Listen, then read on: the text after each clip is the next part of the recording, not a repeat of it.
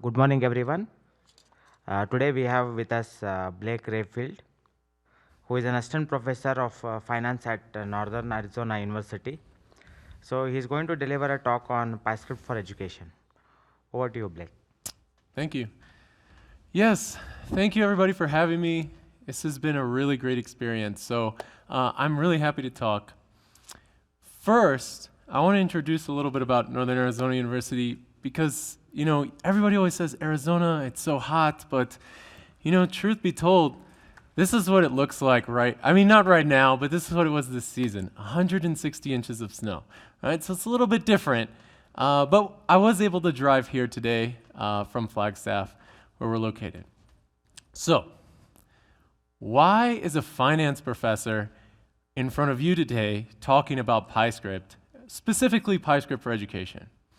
Like most of you, I was here last year, sitting in the keynote. Of course, we all had masks, and we were even further apart than we were this year, right? And of course, we get introduced to this new thing called Pyscript, and instantaneously, I started to see all sorts of applications this could be used for education.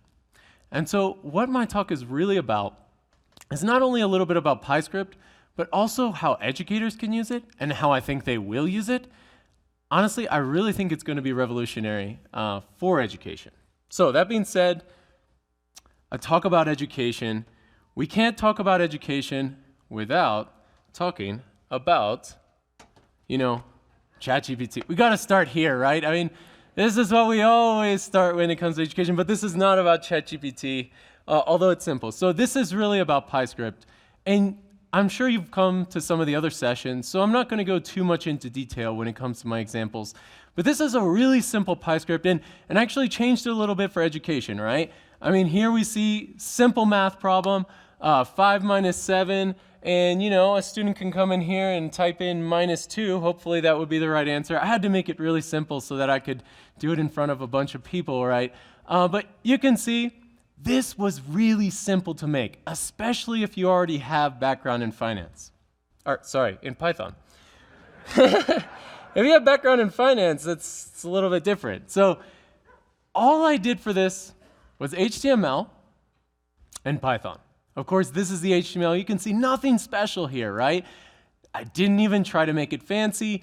I just added a button. I added some text and everything like that. And you can see, again, some of the other sessions will go more into detail about what this Pyscript tag is doing. I'm loading in a Python file here, obviously. And then also there's, this also other class, special class called PyButton. But really, there's nothing here that anybody who hasn't seen, regular HTML couldn't have used before. And then, of course, the Python file. I mean, simple, right? I'm just making 2 random numbers pop up and adding them together.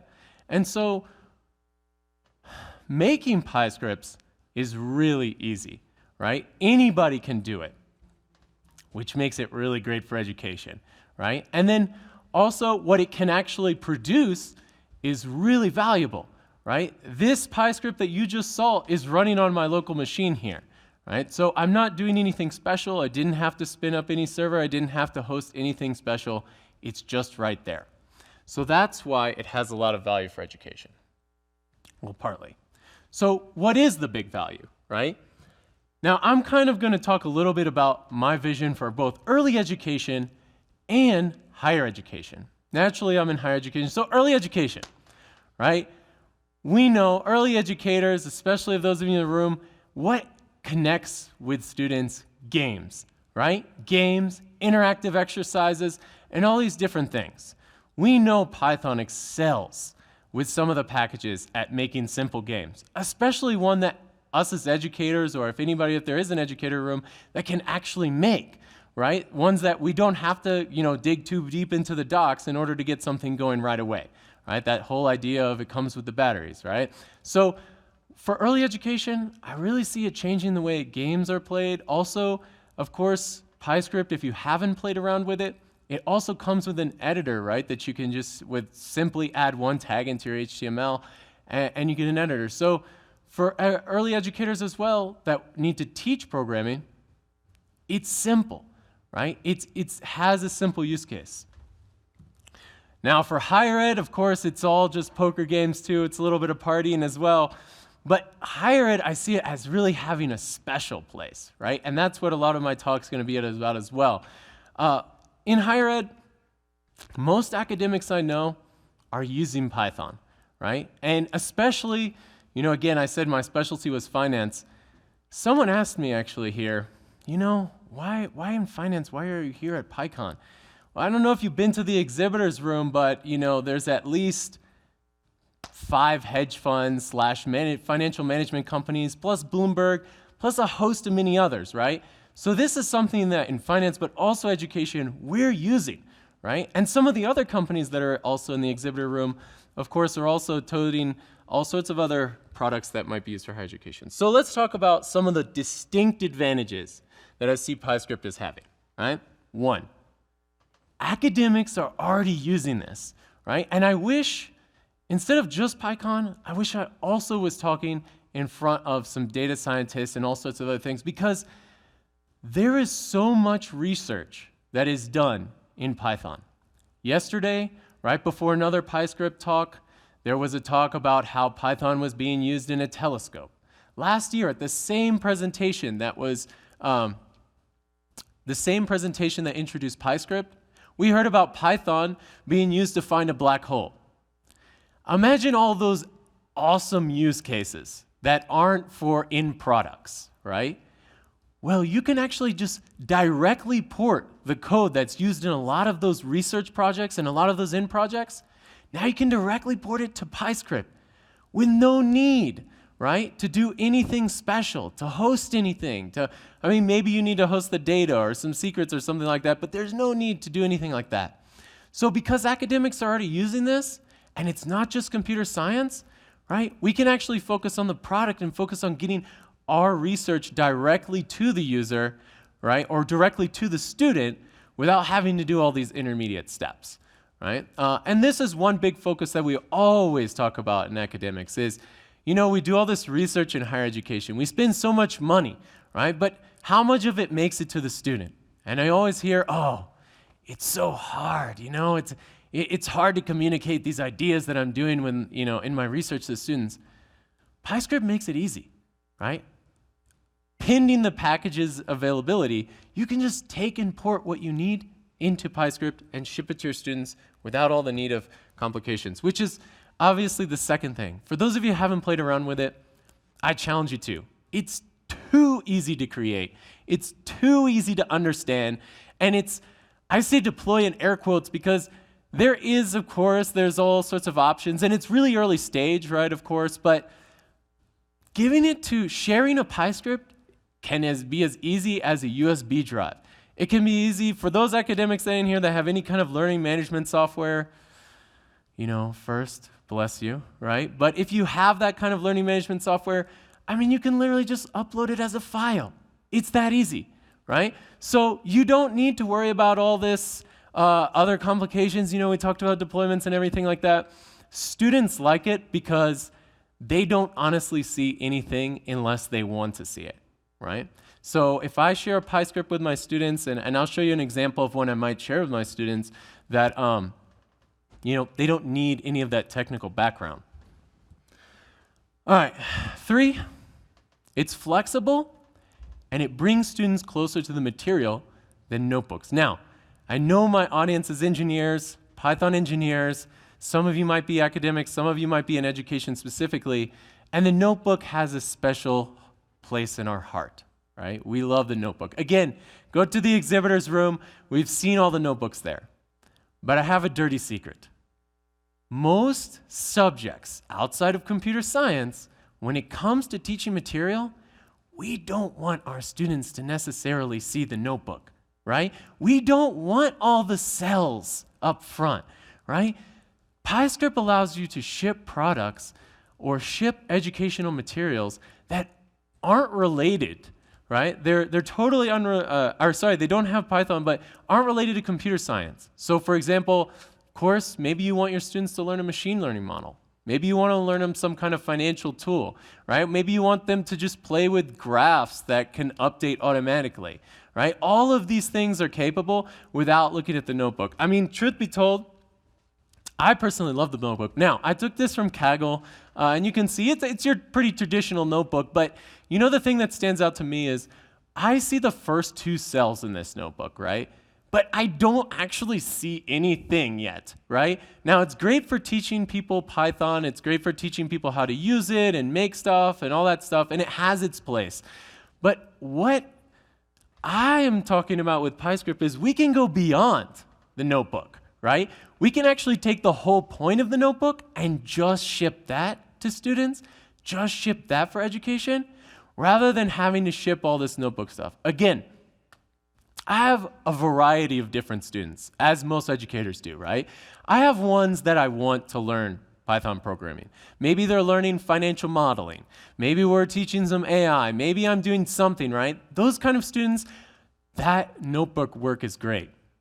But then, excuse me, but then I also have a group of students that are freshmen, sophomore, or juniors, and I don't necessarily need them to see everything that goes underneath the hood.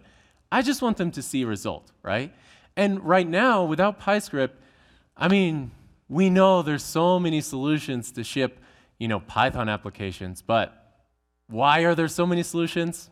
Because it's not easy, right? But with Pyscript, it really is easy. I got to tell you, I've been doing it, and it's really simple, right? And so that's what getting rid of the notebook and using Pyscript can really help you do. All right, and I'm horrible. I tell my students this all the time. I'm horrible about getting ahead of my slides, right?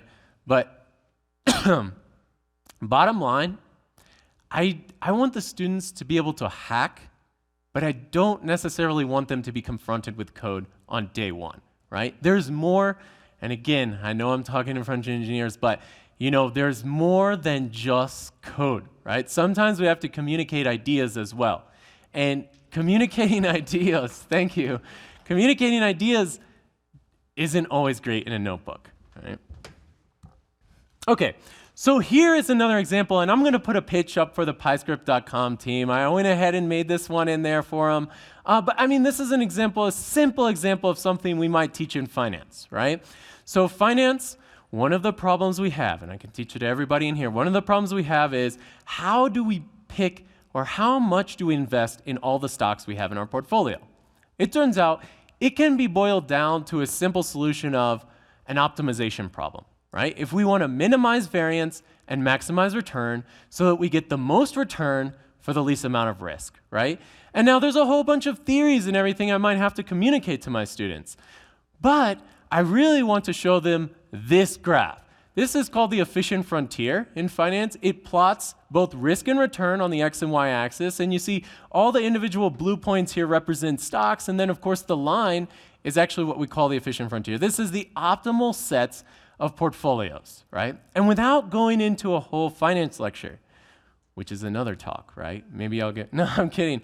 Without going into a whole finance lecture, I want my students to be able to play with this, right? I want them to be able to update it. You can see I actually have the list of tickers down there. Now, again, could I have put more, into like the visualization, of course, yes, and everything like that, but I want my students to be able to go in there, change the stocks that are in there and see what happens, right? But I want them, again, to focus on this, not necessarily the stuff before.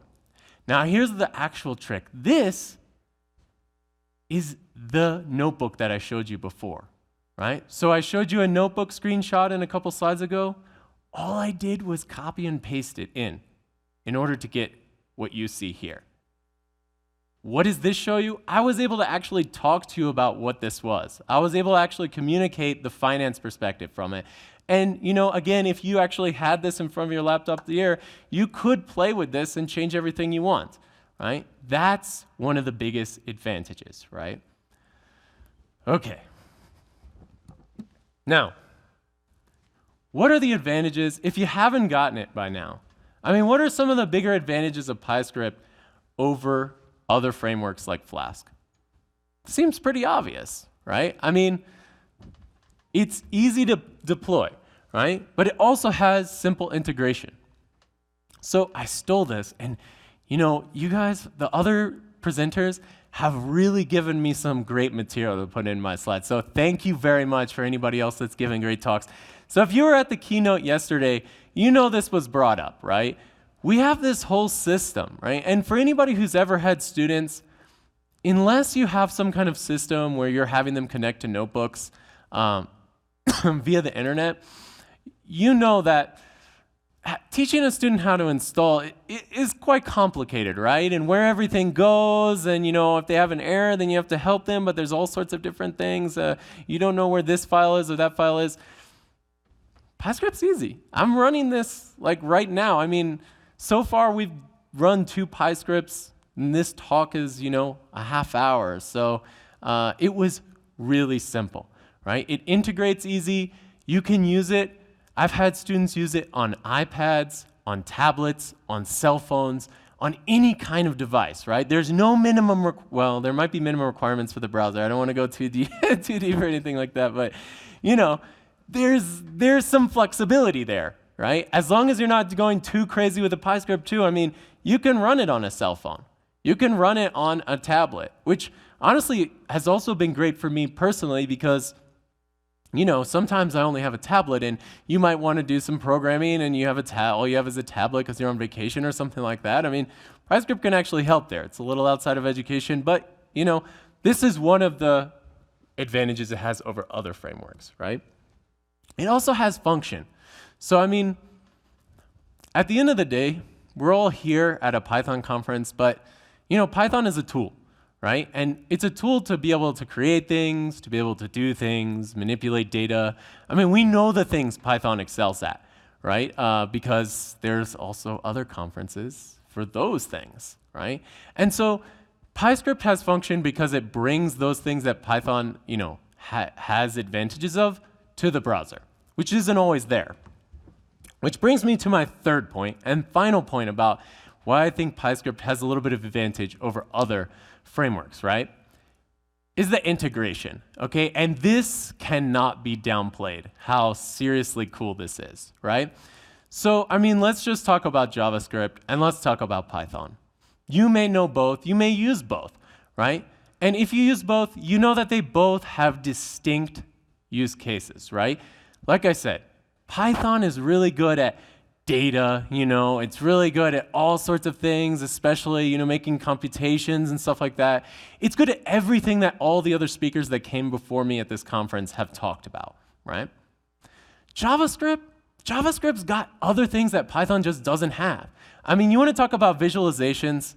No matter how many visualization packages we make in Python, I mean, they're nowhere close to the things that JavaScript has, right? And what's more is, JavaScript is really a language which is aimed at solving problems on the web, right? So this is a whole category of things that we in Python really haven't even thought of, right? I mean, maybe we have thought of them, but there's not really great native solutions. So I'll give you an example, okay? This one really blew my mind when I came up with it too. So, I mean, has anybody ever made an autocomplete search box for Python? No, right? But again, by the way, this is running in a Pyscript. So this is a JavaScript package. Honestly, I'm in front of a bunch of people, so I don't remember the name. But this is a JavaScript package that has an autocomplete search. And, how's the talk going? So, it's going great. But no one would have thought of making something like that in Python because it wasn't something that we needed before. Right? But now with Pyscript, you can load this in from JavaScript, make it here, still stay in the language that you know and you like to use, while using tools and other things that, others just haven't even thought of, right? Or haven't had the use case for yet, right? Maybe with Pyscript, we'll see the advent of things like autocomplete search bars and all sorts of things. But for now, we can rely on JavaScript, right? So if I haven't convinced you that, one second here. Okay, so if I haven't convinced you yet, then there's no convincing you, right? So now I want to stand up here and take the last couple of minutes to talk about my personal wish list. Now, just like I told you about me last year, every time I go to a conference, whether it be a finance conference or a programming conference or whatever type of conference it is, I'm always trying to look for ideas. right? And so I'm always thinking about, I'm an academic, so I need publications and stuff to survive, right? So I gotta, unfortunately, you can't cite me here, but if you could cite me, if everybody writes a research paper, please cite me. So here, I'm just gonna give you my wish list. And honestly, I think some of these are low-hanging fruit, right? So where can we go? Now, I spent a lot of time talking about the notebook, right? But it seems instantaneously like a good thought to be able to export notebooks to Pyscript, right? Why? Well, again, if I'm trying to share something like a notebook, that requires the other student or the other person to have that kind of thing set up on their, whatever kind of machine they're running, including maybe a tablet, right? But if I could export notebooks to Pyscript, then I can just share that with individuals through email or whatever kind of thing. They literally can just open it up and run it, right? It wouldn't be that complicated. Low-hanging fruit. I'm telling you right here, there's gonna be there's gonna be a package soon. I'm sure of it. I'll put in my other 2 cents is I think it should both be exportable in terms of just the result cell and also the entire notebook. So that's just a personal, plug in there for you, right? Exporting notebooks to Pyscript would be great. Okay, second, and I know this one's a killer, but we're not all from the US, right? I drove here today from Flagstaff, and you'd actually be surprised. If you've ever done that drive, you go through some great places like the Grand Canyon and Bryce and Zion and all these things. But what all they have in common is that there's really poor internet there, right? And then, of course, you also pass through lots of reservation land, which also has poor internet. And then you take into account that Python users aren't only in the US, right? They're all over the world. And, education also happens to be all over the world. So if we can make it a little more easier to distribute Pyscript without the internet. Now, here's the thing. You might be saying, well, that's interesting. Python can be used without the internet. We know that. Of course, you have to download it or have it there, but Python can be used without the internet. Pyscript can also be used without an internet connection, right? Without all the need for the setup that you also need previously. Right? So again, if we can find some way to distribute Pyscript files without having to distribute multiple files or something like that, I'll leave it up to you, right? But I think we can really unlock a lot of territory, right? I mean, we're Python as a language. Part of us, we do better when also the community grows, right? So if we can solve this problem, I mean, look at this globe. There's a lot of potential Python users out there. Right? And there's also a lot of people we can reach, right? So that's another thing on my kind of wish list. Without internet, I spoke to my the guy who brought me here today, right? Talked about how internet connectivity is an issue. Okay, and then this one again, I'm putting this plug up here for Pyscript.com, but at least especially in the at least in the educational space. We need a unique solution for creating / managing Pyscripts, right? I mean, most of these, at least the ones I've seen recently, right? They're like, we're talking maybe 1 file, maximum 3 or 4, right? So GitHub seems a little heavy to me, right? To be managing things that are like 1 file or 3 or 4, right? And again, if the ultimate goal of Pyscript is to try to make this inclusive. And as one of the other speakers brought to me, and I told him I'd call him out on this, I'm happy to be that 11-year-old that the target, market is, right? So it was a slight, but that's okay, right? So if our target really is an 11-year-old, no 11-year-old's gonna use GitHub, right? So maybe we can make something easier to, create, manage, track, these Pyscripts, which are, truth be told, only, at least in the current iteration, maximum 2 or 3 files, but most of them are 1, right? So, and especially if you want to be able to distribute it with no internet connectivity, 1 file is really all you have, right? And so, of course, I put up this screenshot here for this Pyscript.com. Now, I'm not, associated with Pyscript.com, but they want to throw me another hoodie. I'm not going to be mad at it, right? So anyway, this is Pyscript.com right now. It's one solution. I don't know if it's going to be the ultimate solution, but it's one you can try out and see where you want to go with that. Right? So we have kind of some time remaining, but the last thing I want to point out is, you got to put a plug in here that the last thing on my wish list was that more people would support and, of course, help grow this I'll say product, but, thing, right?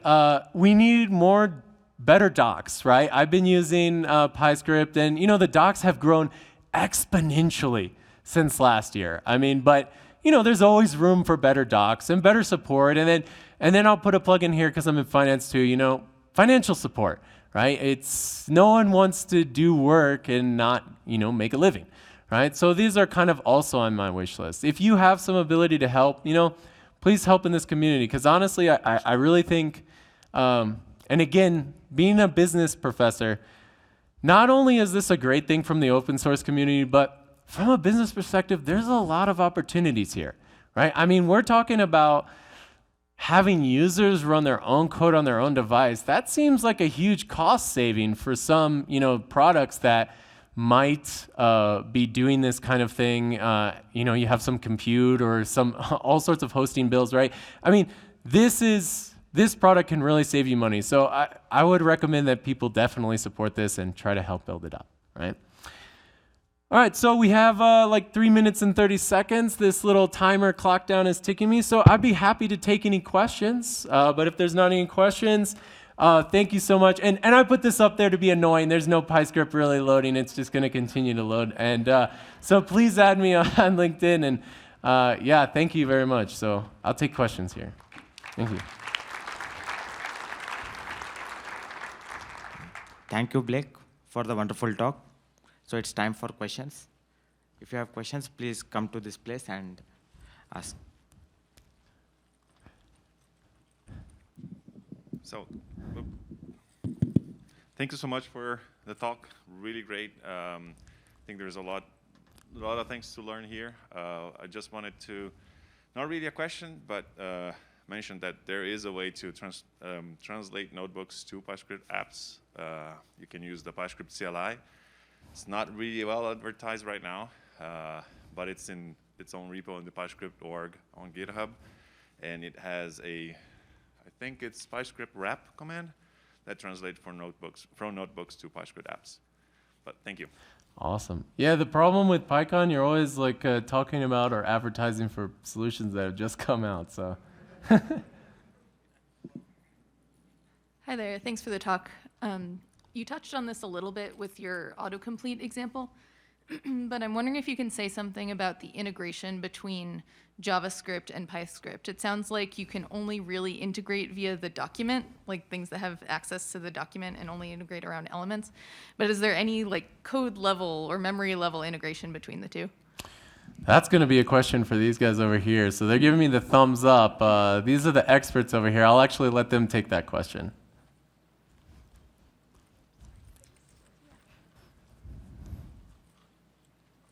But I can say that the integration is super simple. So yes, basically through Pyodide right now you can import any elements that are in the global scope of JavaScript and vice versa. So you can use anything from JavaScript in Python and anything in Python from JavaScript.